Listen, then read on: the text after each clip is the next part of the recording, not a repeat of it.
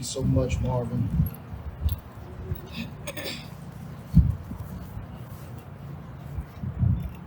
To President Davis, to the faculty and staff that are here, and most importantly, to all of the students.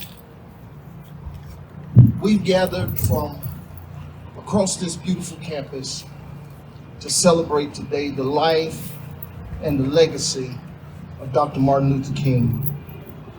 Dr. King, I think we would all agree, was a champion for racial equality. What Dr. King wanted more than anything else was that every American could be judged by the content of their character and not the color of their skin. And so when Marvin contacted our office about today, he wanted me to give you some advice about how to leave a lasting legacy at the University of Central Arkansas as it relates particularly to racial equality. And when I thought about that assignment, I thought about 3 principles that I have learned from Dr. King over the years. And I simply want to share these 3 principles with you. Principle number 1, there is no excuse for inactivity. There's no excuse for idleness. There's no excuse for being stagnant. There's no excuse for being passive. Dr. King himself once said these words: if you can't fly, run. If you can't run, walk. If you can't walk, crawl. But by all means, keep moving. And I want to encourage you today, students, in the midst of the challenges that you face, you've got to keep moving. There is no excuse for giving up.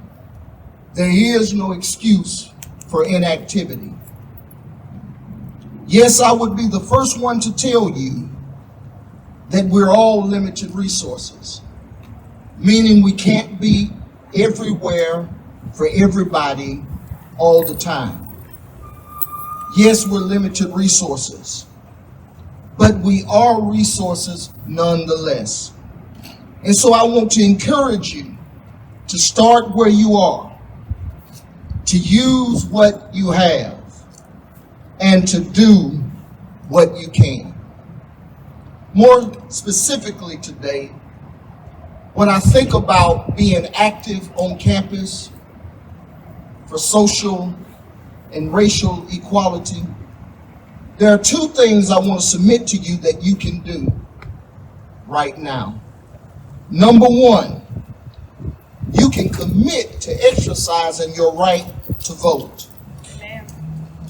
You can vote for the person, the party, the platform that best represents your personal values and concerns, but you ought to commit to being a voter.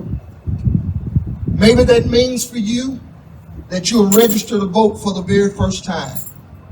Maybe that means for you, you need to educate yourself on both national and local concerns. But if you want to leave a lasting legacy, you've got to exercise your right to vote. The second thing I would submit to you, if you want to leave a lasting legacy on this campus, you've got to refuse to be silent.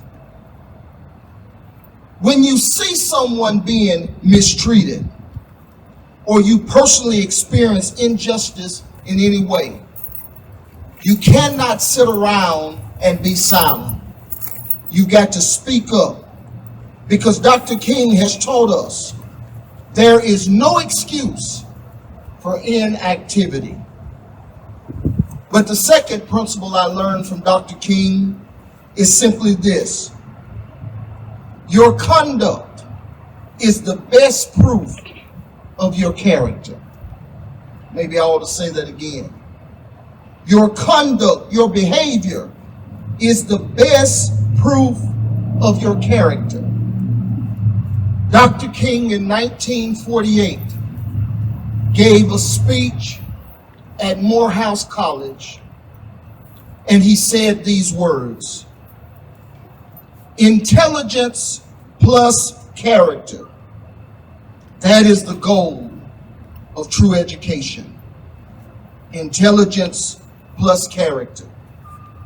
In other words, I believe Dr. King was saying to those students then what I now say to you today. Intelligence alone, a degree alone, will not get you to the place of being the productive citizen that you want to become. But your behavior matters.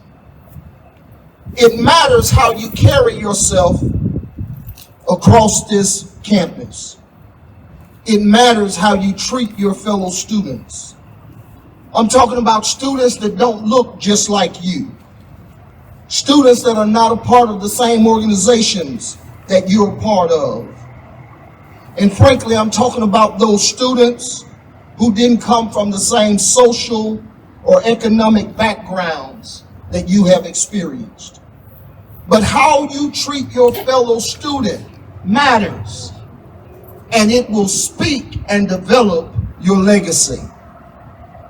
And how you respond, how you behave in moments of conflict, in moments of intense discussion, in moments of debate, it matters. While you're getting your education at the university, I want to encourage you to also work intentionally on developing your character.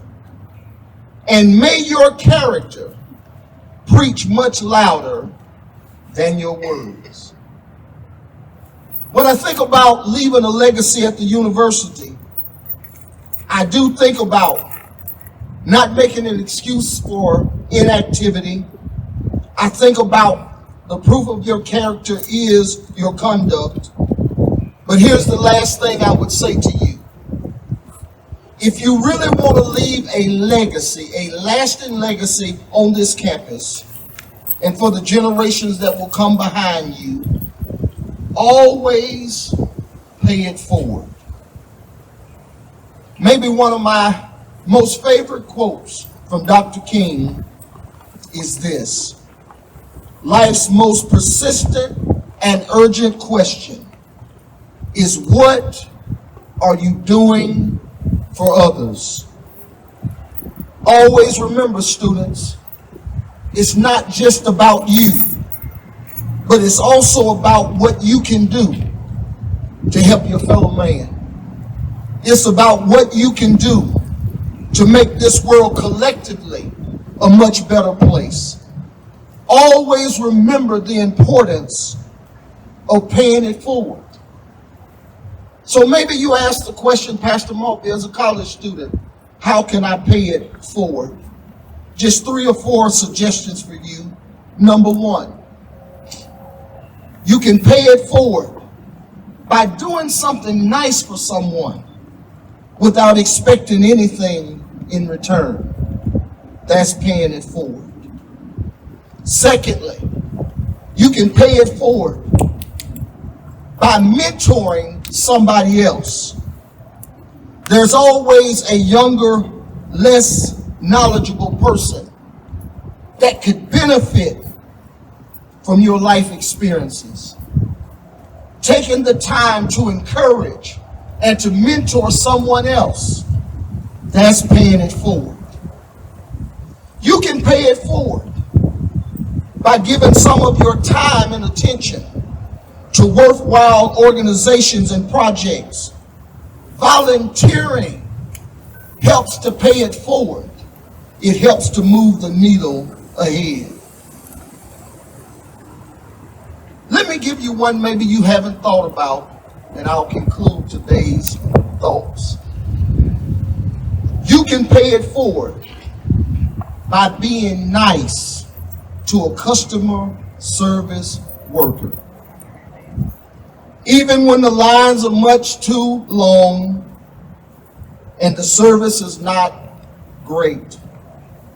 You don't know what a smile will do to a frustrated employee. You don't know what a kind word will do for a cashier or restaurant server who's having a bad day. Today, we celebrate the life and the legacy of Dr. King. And we will continue our personal legacies by making no excuses for inactivity, by allowing our actions to be much greater than our words, and by remembering to always pay it forward. Thank you.